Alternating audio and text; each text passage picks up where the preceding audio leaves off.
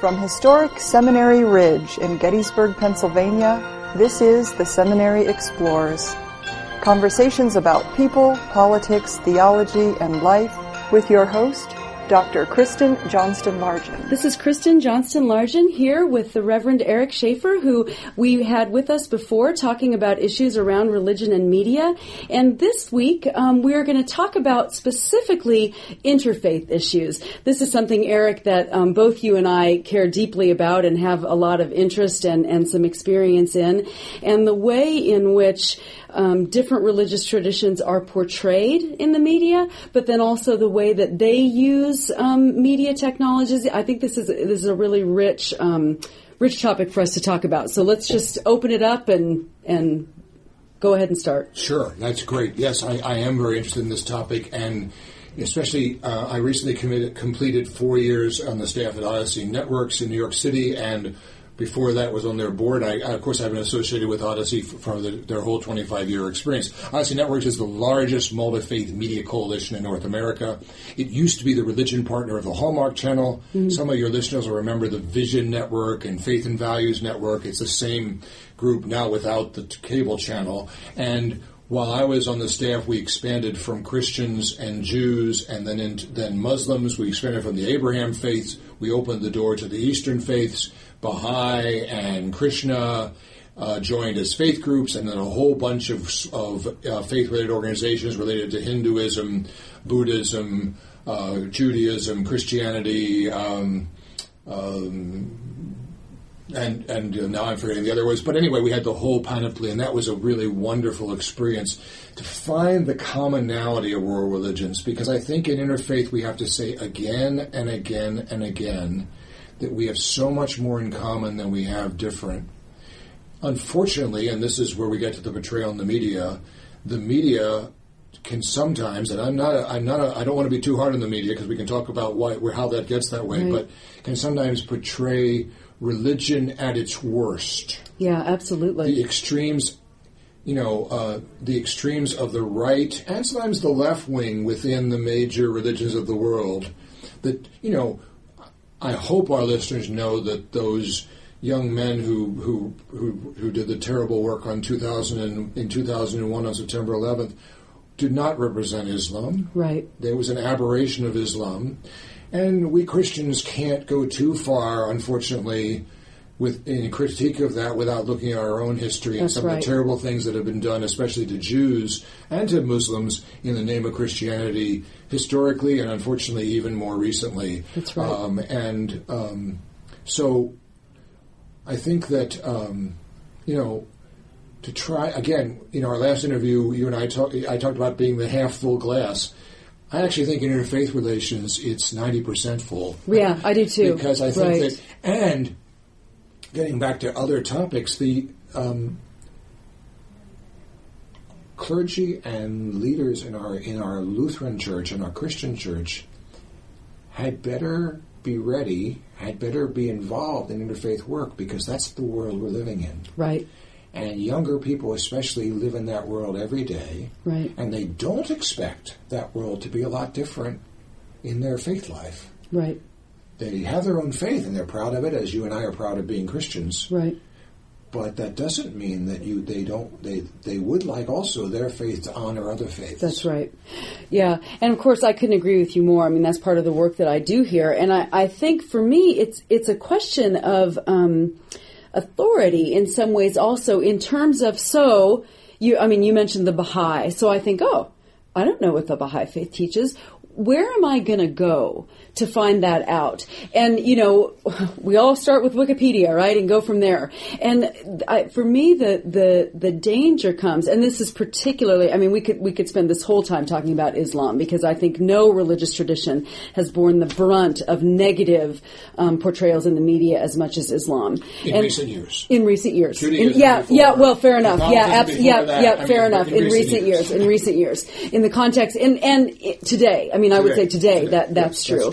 And so when people start to go looking, who are they? Whose advice are they seeking? Whose knowledge are they seeking? And so for me, part of what I think is really important is I'd like their pastor or their public minister to be someone who has if not knowledge, him or herself, can direct people to and say, yes, this exploration is okay, and maybe we as a congregation should go visit a mosque and do some of that kind of work, because that's and then the other side of the coin, I think, is I mean, this is kind of a weird thing to say, but the over-positive portrayals of, for example, Buddhism, right? And so a lot of Christians think, oh, Buddhism is this wonderful philosophy that I can sort of do as a Christian, right? Sure. And, or Native American religion. Oh, right, exactly. And that's not to put down either Buddhism no, or Native of course American religion. not. We're not saying that, but you're right. There are some, that we can go 1,000 directions here. Yeah, right. Let's go in a couple. Well, first of all, and you know this, but and it's important to emphasize to our listeners. Rule number one in ecumenical interfaith relationship is that Mormons speak for Mormons, Lutherans speak for Lutherans, Muslims speak for Muslims, Jews speak for Jews, and that's actually been an issue for us in the past. That sometimes, when I was at the LCA, we did Understanding Islam video, and I said to Tim Frakes, who was my video producer, and he agreed. We can't just go down the street to LSDC and talk to the Christian Islam scholar. Right. We have to find a Muslim Islam scholar to talk to, and we did. Right. So first of all, that's one answer though to your question. Right. Who speaks for the Baha'i? The Baha'i do. Sure. And we also know that Wikipedia, right. there's errors there. Right. And I don't know if our listeners know this, and maybe you don't either, that Wikipedia's write-up on Odyssey Networks is wrong, and Odyssey Networks can't correct it, because Wikipedia has a rule that from within your organization or faith, you can't correct it. Right. So if there's something wrong about Baha'i or Islam or Christianity on Wikipedia, people from those faiths can't correct it. Right. Yeah. Anyway, sure. It's a good resource, but it's not. Of course. And, it's interesting because for that very reason, Christian Science has people all over the country whose original marching orders were to respond to the distortions of Christian Science in the media. Really? They actually, and there's I'm drawing a blank on their name, but their name kind of hints of that. They are the local public relations person, but it's more than that, because Christian Science, like Jehovah's Witness, has been portrayed very negatively in the media over the years. Sure. And so Christian Science actually organized people, or has people around the country to kind of be the person. So Christian Science speaks for Christian Science. Yeah, right. And not someone else who's and of course the tension is always the X person. Right. Should an ex-Amish person speak for the Amish? You talk about something here in Pennsylvania. Right. And I think we have to listen to those who feel abused or taken advantage of, and not that ex-Amish feel abused, but just as an example of any kind, ex-Mormons, for example. Right. I mean, sure, we need to talk to some of those folks, but then we need to talk to the people that are very happy with Mormonism. Right, and, of course.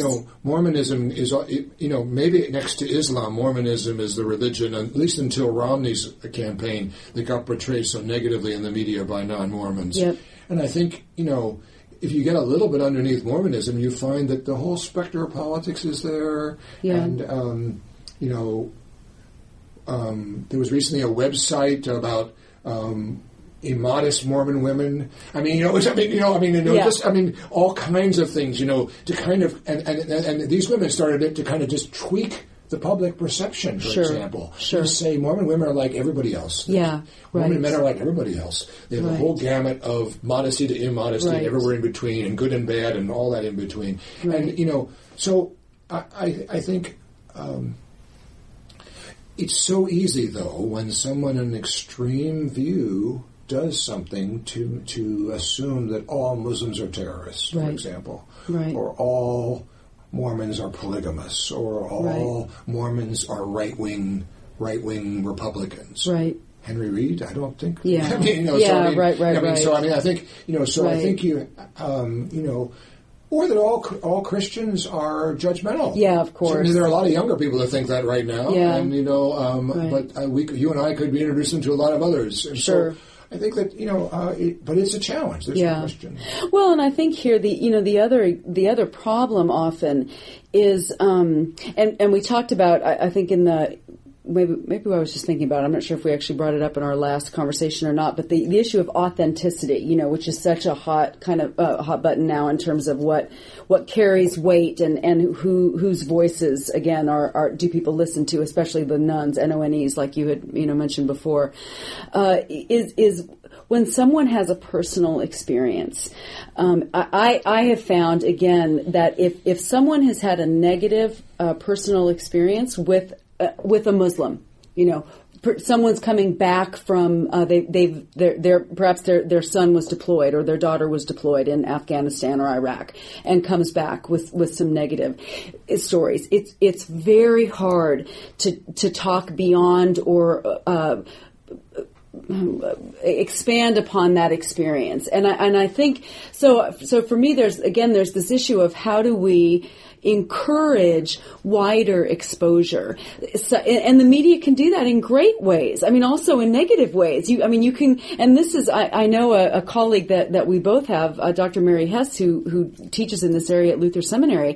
She's talked about, one way that people often will use media is to reinforce their own beliefs. And so they surround themselves with conversation partners who believe the same things they do. And I tend to be guilty of that. I like to see my views reflected in other people. But then when you do that, you're not able to sort of be challenged and stretched in some positive ways. And I think especially when it comes to these issues around interreligious dialogue, where people are really sensitive, right, and they feel like there's a lot at stake, they sort of go to the computer, to the internet, looking to have their views reinforced. And so what are the ways that we can kind of expand and encourage people to do more than that? Well, and now we're getting a little bit back into the communication discussion, because you're right. The world has changed.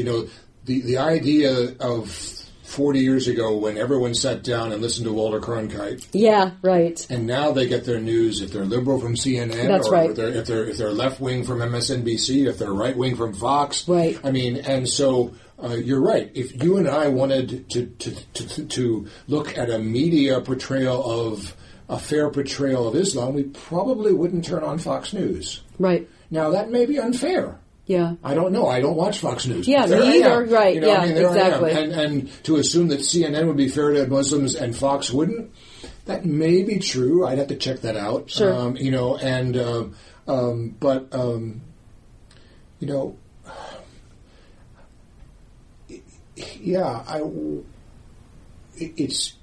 It's easier now because of media to surround yourself with only, you can watch 24 hours of golf. Yeah, right. You can watch 24 hours. Why anyone would want to do that, but yeah. My wife loves Spend Money TV. Is that HGTV? I call it Spend Money TV. You can watch 24 hours of Spend Money TV. You can watch 24 hours of Fill in the Blank. Right. Of Honey Boo Boo. Not 24 hours, fortunately. Yeah, right. And actually, Honey Boo Boo's family life is actually a fairly positive family life, believe it or not. I wouldn't know. Parents love their kids, clearly. Yeah. Okay. Yep. But but again, the stereotype is right. Right. So where do we see a positive portrayal of Muslims on television these days? The American Muslim on the cable channel didn't last long. Right. That's right. And there was some controversy about why advertisers pulled out. Yep. They claimed that it was just because it was not doing well, and some claimed that but where do we see the positive portrayal of people of faith generally? Because we see many Christians, especially Christian ministers, as caricatures on TV. Yep. I understand that the woman on the Mindy Project is dating a Lutheran pastor. And it's positive. I don't watch that show. I haven't. That show I haven't have my facts wrong, but a pastor at least. Oh, interesting. And it's positive. I think, and again, maybe that's where people of faith of all faiths have got to then try to support the positive portrayals. Yeah. Yeah. I loved the show of 10 years ago, Nothing Sacred, about the Catholic priest. Oh, okay. Didn't watch it. But people didn't watch it, so you can't complain about. There's a show that gives a positive view. That was a positive view of Roman Catholics. Right. A show that gives a positive view of Roman Catholics. Well, there's millions of Roman Catholics in this country, but obviously they weren't watching. Yeah. And so, some of this is our own fault. That's right. If we watch crap, we will get more crap. Yeah, well, that's definitely true. And so where can we find those positive portrayals? And I guess as someone that cares about interfaith, I don't see too many of them. Yeah. Where are positive portrayals of Jews on TV? I'm trying to think where they might be. Yeah. I see a lot of stereotypes. Yeah. And that's I've mentioned this before. I mean, I think this is a real danger. Like you had said earlier in the program that people want their faith to mirror in a positive way the diverse experience that they have in the rest of their life. Right. I'm afraid that some older people want the fortress. Well, that could be. But I mean, we are making some generalizations about younger and older that are dangerous too. Right. But I mean, you're right. I think. But so where I was gonna go with that is I think the other problem, which as we were just trying to think about examples on television right now, the real danger is faith just gets marginalized. That's right. And it's just seen as something that's... that's exactly right. It's just seen as something entirely irrelevant. Irrelevant or occasionally something that starts a war. I mean, it seems to be where we almost are. Yeah, right. And now again, I'm not a woe is us person. Since advertising controls broadcast and cable television, we have something to say about that. Yeah, that's true. If we wanted quality program and asked for it, we would get it. Yep. And there are positive portrayals of religion on TV. Tom Selleck's show about the police commissioner in New York, Blue Bloods. Oh, yeah. They are a Roman Catholic family. Right. They pray before every meal. My mom loves that show. And it tends to skew older. It's also CBS that tends to skew older. But there's a positive portrayal of religion. You could argue about the violence in this show. Put that aside for a minute. Yeah, positive show of a family and religion being an important point of people's lives. They even talk about religion. Very few shows that do that. Yeah, right. So a positive view. And of course... in around the world, we have this new pope who is the media darling. Oh, I know. And doing a lot of good for Christianity, not just Roman Catholic Christianity. Absolutely. For Christianity. Breath of fresh air. He's not a liberal by any means, but he's open. Yeah, that's right. And he appears approachable. That's right. And therefore that makes him attractive. And,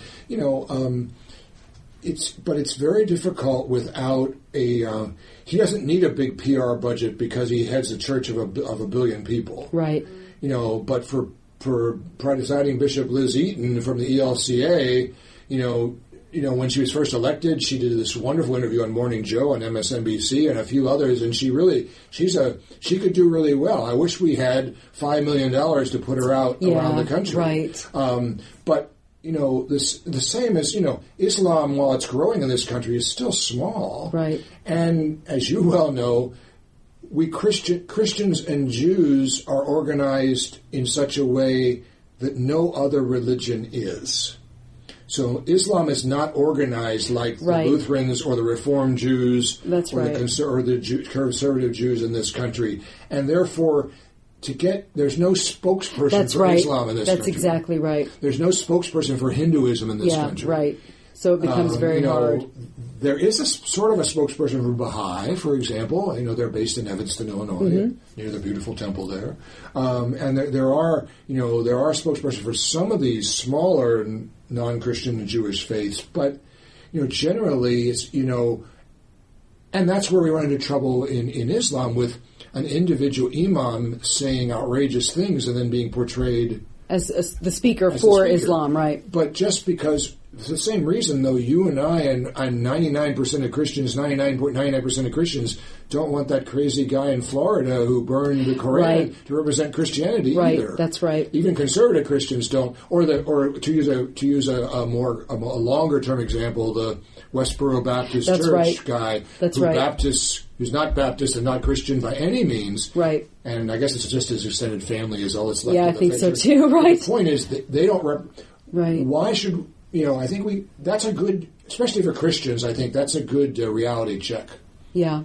Phelps from Westboro Baptist Church doesn't represent us. Therefore, don't assume that this radical Imam represents Islam, or fill in the blank with another religion, right? Well, we love to do that. We love to compare the best of our own tradition against the worst of another religious tradition. It's very natural human, but we need to check ourselves, don't we? That's exactly right. We need to check ourselves on that. And that's exactly right. We love the best of our tradition, and we should. Right. But we should also remember there is a worst of our tradition. That's right. The Lutheran Church was divided over the issue of slavery. That's right. Presbyterian Church was divided over the issue of slavery. That's right. We can't deny that from our background. That's right. That's right. And I think in recognizing that with the humility, it enables us to come with more openness and with less fear and also with kind of less of an imperialistic kind of attitude, in a sense that we do have something we can learn, we can trust in God in the process, and we all have things for which we repent, and also then things for which we celebrate and work together. That's right. Yeah. That's right, and that's the way we need to go in interfaith work. Now that's to the Christian. If somebody's listening to this and saying, "I get you guys, but where can I start?" What would you say to someone who's in a small community in central Pennsylvania listening to this podcast? Yeah.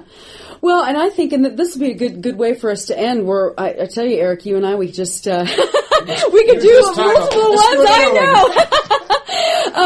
I think I want to say with kind of along the lines when where you were just talking about as we sort of look in the places where we are, and making those connections with who's down the street. We don't. The reality of the world we live in is that there are people of different faith traditions all around us, and it is a rare community that isn't within driving distance of a mosque or a synagogue or a temple, or right. And so the first thing to do is just kind of, getting to know your neighbor, right? And having those conversations, I think, and inviting people, like you said, to speak for themselves. So to be able to invite them in and have some conversations and think about that, I think that's in some ways it's both the easiest and the hardest. The first step is certainly the hardest, isn't it? Yeah. Especially when we're used to this homogeneous community. Right. It's nothing new to, modern media has made it easier to be homogeneous, but that's nothing new. Right. Sunday morning, 11 a.m. is the most segregated hour in the world, probably North America especially. So that's not new. Right. But it's also not new. That's right. I mean, there have been Muslims in this country for 100 years. Right. There have been Jews in this country from this very beginning. Yep. I was impressed when I had my first tour here in Gettysburg to find that this battle had a Jewish chaplain even when Jewish chaplains weren't allowed. Because, of course, the New York Regiment brought along their Jewish chaplain. Oh, how interesting. They also had a Roman Catholic chaplain when they were allowed. We tend to forget that Roman Catholics were treated as badly as Muslims 100 years ago. Right,